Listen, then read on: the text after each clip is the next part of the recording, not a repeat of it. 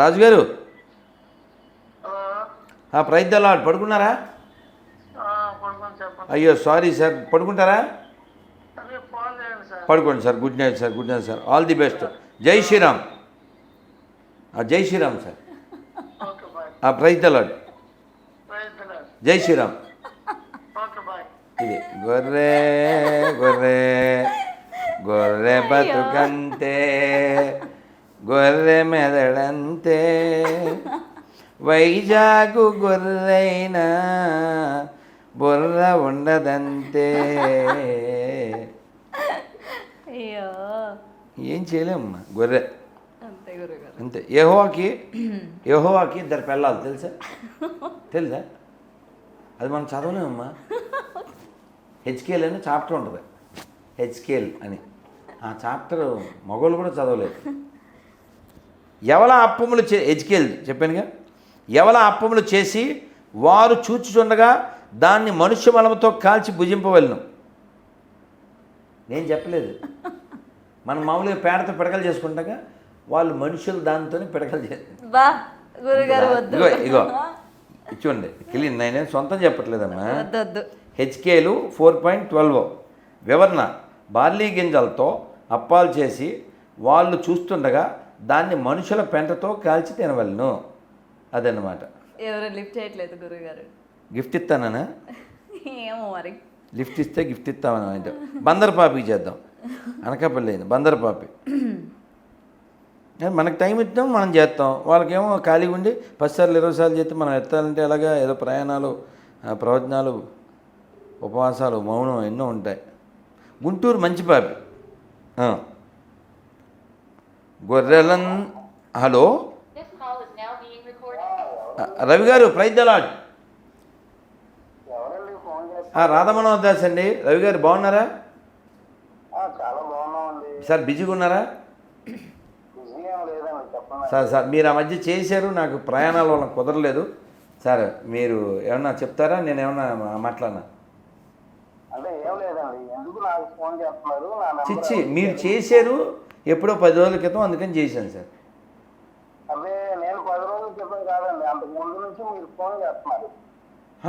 నా బతుకి ఫోనే ఎత్తను, నేను ఫోన్ చేయడానికి నా మొహానికి. మీరేదో క్వశ్చన్ అడిగి ఉంటారు, లేదా నేను ఏదో క్వశ్చన్ అడిగి ఉంటాను, మీరు చెప్పడానికి చేసి ఉంటారు.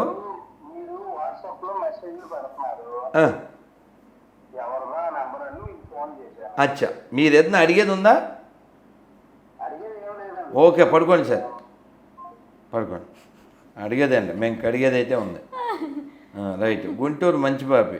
పాపుల్లో కూడా మంచి పాపి. అదే అన్నగా పాపు. ఎందులోది ఇది?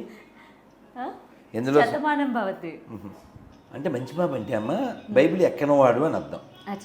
బైబిల్ ఎక్కితే ఇంకా ఆ భాష వేరే ఉంటుంది. అదే ముసలి పాపి ఎలమంద 8 సార్లు చేశాడు. ముసలి పాపి 8 సార్లు అంటే 88 సార్లు చేస్తాను. అదే పని. ఒకడు ఉన్నాడు, వాడు యుఎస్ నుంచి కుర్రోడు. అది కూడా ప్రైవేట్ నెంబర్ నుంచి చేస్తాడు. 20 సార్లు చూడమ్మా, ఎన్నిసార్లు ప్రైవేట్ నెంబర్ నుంచి? 37 సార్లు ఫోన్ మీద ఫోన్ చేస్తూనే ఉంటాడు. పోనీ ఒరే నువ్వు ఏదైనా మామూలు నెంబర్తో ఫోన్ చేయరా, లొకేషన్ పెడతా అంటే, హలో నమస్తే అండి. నమస్తే అండి, ప్రైజ్ ద లార్డ్. ఎలమంద గారు ఎవరో ఓలేటి లక్ష్మి గారి బ్యాచ్. హలో ఎవరో? బాగున్నాను సార్. ఎలమంద గారు భోజనం అయిందా?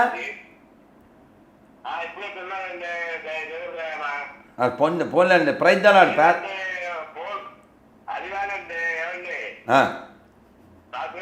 చెప్పండి సార్. ఎలమంద గారు చెప్పండి సార్. దేవుడిని దూషించకుండా ఉండలేరా? నిద్ర పట్టదా మీకు? చిచ్చి, దేవుడు ఎవడు ఉన్నాడు సార్? ఎవడు వాడు సార్? వాడి పేరు చెప్పండి. మీ దేవుడు మా దేవుడు అంటూ ఎవడైనా ఉన్నాడా సార్? దేవుడు మా దేవుడు కూడా ప్రభు. రామచంద్ర ప్రభుకి జై. ఎలమందకి బై. ఇప్పుడు నిద్ర పడుతుంది. ఎలమంద నిద్ర పడిపోయి ఎందుకు చెప్పండి. రవి గారు ఫోన్ చేస్తున్నా. రవి గారు చెప్పండి సార్. చెప్పండి సార్. అయ్యో మళ్ళీ ఆయన ఫోన్ చేస్తున్నాడు. చెప్పండి సార్. నమస్తే అండి. నమస్తే, చెప్పండి సార్. నా నెంబర్ ఎవరు ఇచ్చారండి మీకు? మీరే ఎప్పుడూ చేసి ఉంటారు సార్, లేకపోతే నాకు ఎలా వస్తుంది, నాకేం పని?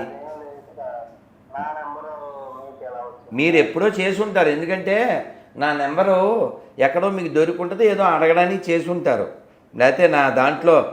చెప్తున్నారంటే సార్ మీకు చాలా మేధావు సార్. నా నెంబర్ ఎవరు ఇచ్చారు సార్ మీకు? నాకెలా తెలుస్తుంది సార్? బోల్డ్ మంది చేస్తుంటారు. ఇప్పుడు మీరు ఒకసారి లైన్లో ఉండండి, నేను మీకు అర్థమయ్యేలా చెప్తాను. నా కాంటాక్ట్లు ఓ 14,000 దాకా ఉన్నాయి సార్. ఒక్క నిమిషం లైన్లో ఉండండి. పిఏ నేను ఇంగ్లీష్లో కొట్టా సార్. ఎన్ని వచ్చినాయి అమ్మా కాంటాక్ట్లు? 330 వచ్చినాయి సార్. ఇంగ్లీష్లో పాపి అని కొడితే, తెలుగులో పిఐ పాపి అని కొట్టా. ఎన్ని వచ్చినాయి ఒకసారి చూడండి. ఒక్క నిమిషం లైన్లో ఉండండి. చూడమ్మా, తెలుగులో కొడితే అంటే ఆయనకి తెలియట్లేదు, ఒక్క నిమిషం పాపం. చూడు ఎన్ని వచ్చినాయమ్మా తెలుగులో కొడితే? 568. ఇలా దాదాపు. మళ్ళీ ఇందులో తెలుగులో GORRE ఎన్ని వచ్చినాయి చూడమ్మా? 395. సో కాబట్టి ఇలాగా ఎన్ని దాదాపు అన్ని కలిపితే 1,500 దాకా ఉన్నాయి సార్. సో ఆ 1,500 దాంట్లో ఇంక మీది ఒకటి ఎప్పుడో మీరు చేసి ఉంటారు. పోన్లేదు సార్, పడుకోండి. ఏం పడుకుంటాడు? పడుకోవాలి. ఏదైనా గురుగారు అంటే ఎప్పుడు కూడా సనాతన ధర్మం ప్రతి ఒక్కరు పాటించాలి అని మీరు ఎప్పుడు కూడా అందరికీ వచ్చి జ్ఞానోదయం అనుకోవచ్చు అనమాట. అంతే కదమ్మా. అంతేనా? ఇప్పుడు ఉదాహరణకి నీకు మారుతి 800 కారు ఉంది అనుకుందాం. నీకు ఛాన్సు పరిస్థితులు కలిసి వస్తే నెక్స్ట్ లెవెల్ కారు ఏం తీసుకుంటావు? ఏదో దానికంటే అప్గ్రేడ్. అంతే కదా, అంతే కదా, కిందకి వెళ్ళరు కదా. అలాగా ఓ మనిషి అంటే మనం ఆదిమ కాలం అనుకుందాం. ఏం తినేవాడు? పళ్ళు. బాగా ఆది మానవుడు మాంసం, పచ్చి మాంసం. ఇప్పుడు అలా లేడుగా, అప్డేట్ అయ్యాడుగా. వండుకుంటున్నాడు, చక్కగా తింటున్నాడు. అన్ని జంతువులు తినేస్తున్నాడు. మేకలని, కోళ్ళని, కట్లపావుల్ని, మొసళ్ళని, తాబేల్ని, పావులు, అన్ని పురుగులతో సహా అన్ని తింటున్నారు కదా ఇవాళ. మిడతల్ని, తేళ్ళు, మండ్రగబ్బలు, జెర్లు అన్నీ తినేస్తున్నాడు.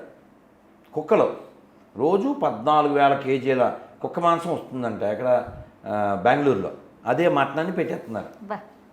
ఇది నేను విన్నాను రీసెంట్గా, మటన్ అని చెప్పి. అవును, జస్ట్ మొన్నే. సో కుక్క మాంసం తింటున్న బెంగళూరు వాసులు. అసలు కుక్కదా నక్కదా కదా, ఎందుకు తినాలి? అది ఫస్ట్ పాయింట్. అప్డేట్ అంటే ఏంటి? జంతువుల్ని పచ్చిగా తినే స్థితి నుంచి, జంతువులను కాల్చి తినే స్థితి నుంచి అసలు జంతువులు తినకుండా ఉండే స్థితి కదా. మనిషి బతకడానికి జంతువులతో పని లేదే. మనిషి బతకడానికి జంతువులు తినాల్సిన పని లేదే. ప్రతి జంతువు మనిషికి ఉపకారం చేద్దే, మనిషి ప్రతి జంతువుకి అపకారం చేస్తాడు. ప్రతి జీవిని కడుపులో పెట్టేస్తే ఖాదర్ వలి గారు ఎంత బాధపడతారో. సృష్టిలో 30% జీవులను కడుపులో పెట్టేశాడు వీడు. లేవంటే జాతులు 30% కదా, పొట్టలోకి వెళ్ళిపోయినాయి. సో కాబట్టి మనిషి అప్డేట్ అవ్వాలి. కేవలం పుస్తకంలో ఏదో రాసి ఉంది.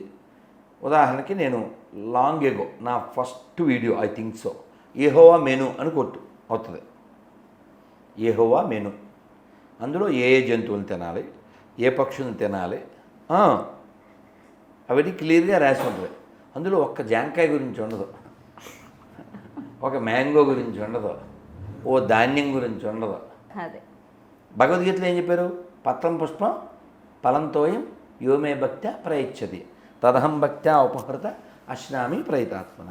కాబట్టి మనిషి అప్గ్రేడ్ అవ్వాలి. ఈ శరీరం దేనికి నిర్దేశించబడింది? ఈ శరీరం దేనికి నిర్దేశించబడింది? కేవలం ఏదో ప్రతి జంతువుని భుజించడానికి కాదు, భగవంతుని భజించడానికి. హలో, నమస్తే అండి. జై శ్రీరామ్. ఎవరండి? ఎవరు? నాన్న సంతోషం.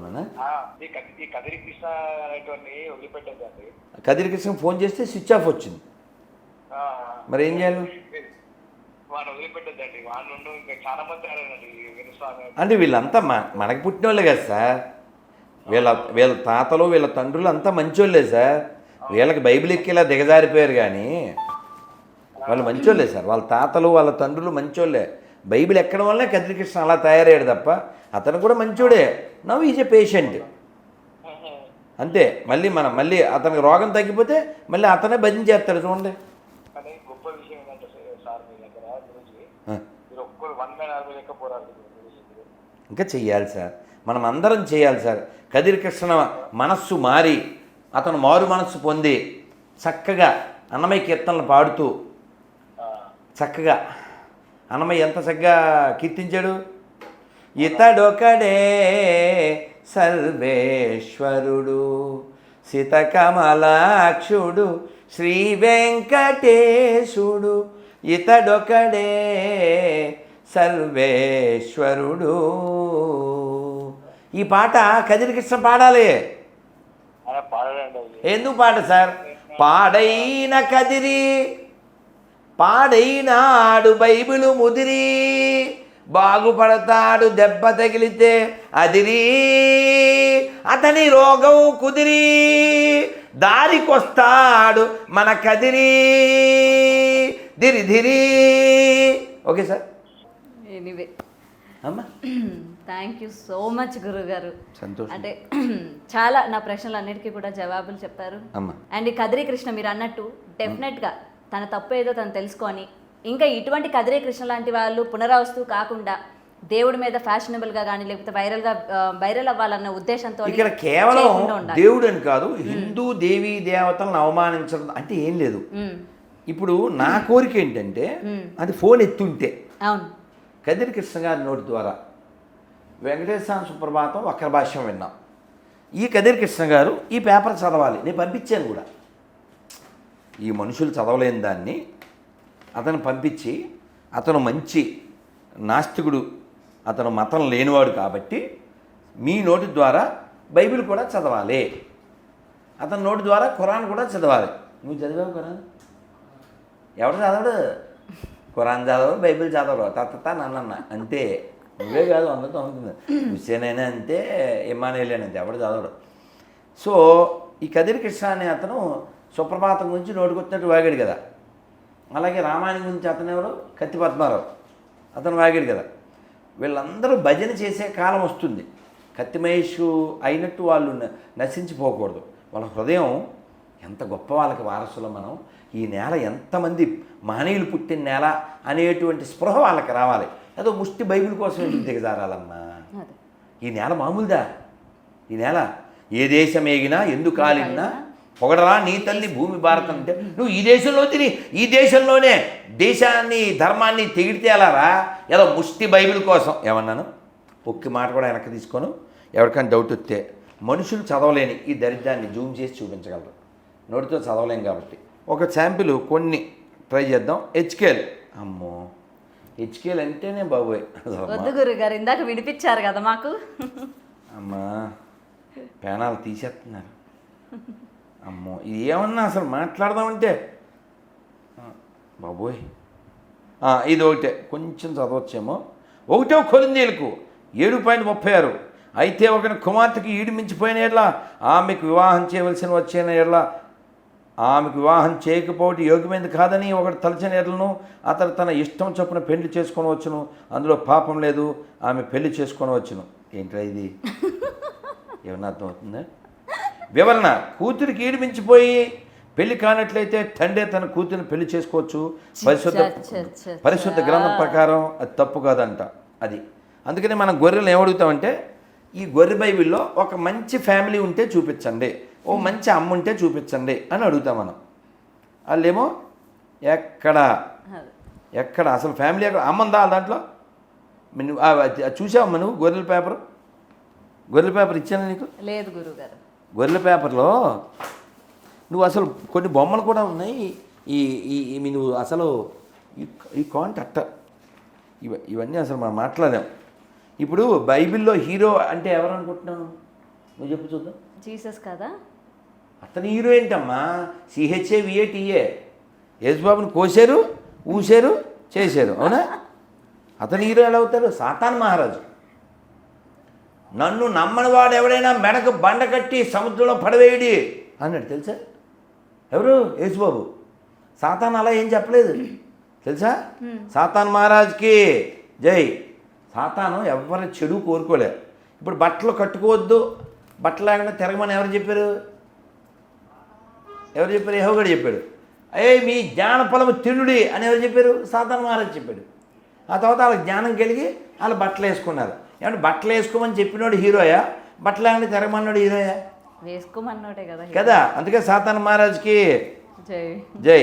దేవుడు మట్టితో మగ మనిషిని చేసి దాని ముక్కు ద్వారా ప్రాణం ఊదినం.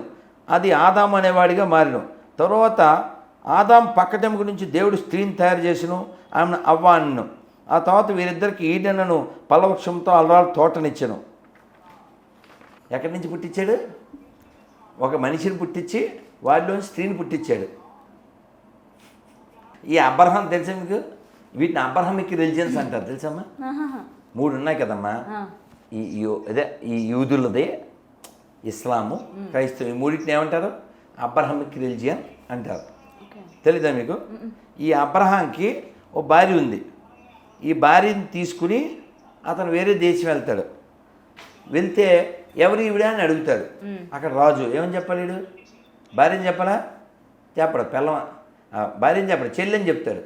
ఆ రాజు దాన్ని తీసేసుకుంటాడు. పెళ్ళాన్ని చెల్లెని చెప్తాడు. అది ఎవరిని చెప్తారా?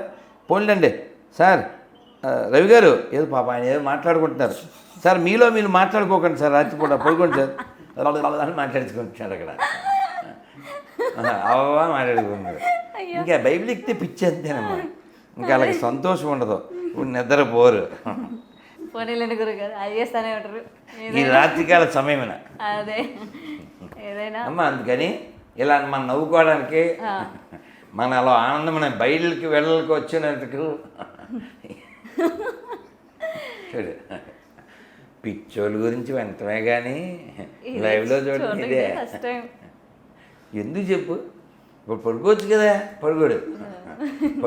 పడుకోనేవారు పాడు చేయడానికి పుట్టారు. ఇప్పుడు సింపుల్ కాన్సెప్ట్ అమ్మా. ఊరికే అనాలిసిస్. అక్కడ 1 2 3 5 ఉన్నాం కదా. ఇక్కడ 5 దేవుడు ఉన్నాడని చెప్తున్నాగా. అంటే మనంతా రిలేటెడ్,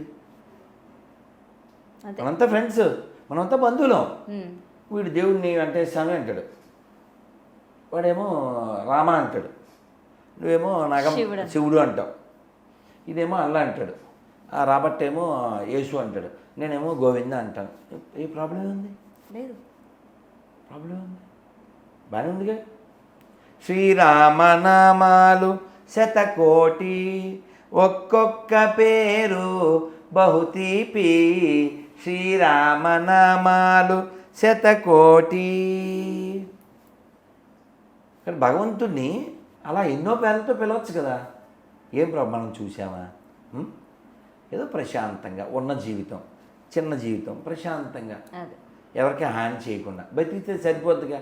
ఏదైనా గురువు గారు అంటే అందరూ కూడా ఇట్లాంటివన్నీ చిలిపివి అంటూ ఉంటారు కదా, ఇట్లాంటివన్నీ అసలు చేయకుండా ఉంటే సరే. అదే నేను అనేది చిన్న లైఫ్. అంతే అంతే అంతే. మా దేవుడిని నమ్ము కొంపల దగ్గరికి వచ్చి ఏంటి దరిద్రం? ఏదో ముష్టో పుస్తకం పట్టుకుని ఇప్పుడు నేను 26 క్వశ్చన్లు ఎందుకు అడుగుతానంటే, మీరు కొంపల దగ్గరికి వచ్చి అడుక్కుంటున్నారు మారిపోండి అని. మా దగ్గర లేనిదేమైనా ఉంటే మారిపోతామే. అంతే అంతే. ఏమో మంచి అమ్మ ఉందా, మంచి పండుగ ఉందా, ఎందుకు చెప్పండి. అందుకని సర్వే జన సుఖినో భవంతు అని చెప్పేటువంటి సనాతన ధర్మం ప్రపంచమంతా ఎప్పుడో ఒకప్పుడు ఉండేది, ఇప్పటికీ దాని రుజువులు ఉన్నాయి. కాబట్టి అందరూ హిందువులే, అందరూ మన బంధువులే. భారత్ మాతాకి జై. జై శ్రీరామ్. థ్యాంక్ యూ గురుగారు. For more videos like this, subscribe Big TV channel.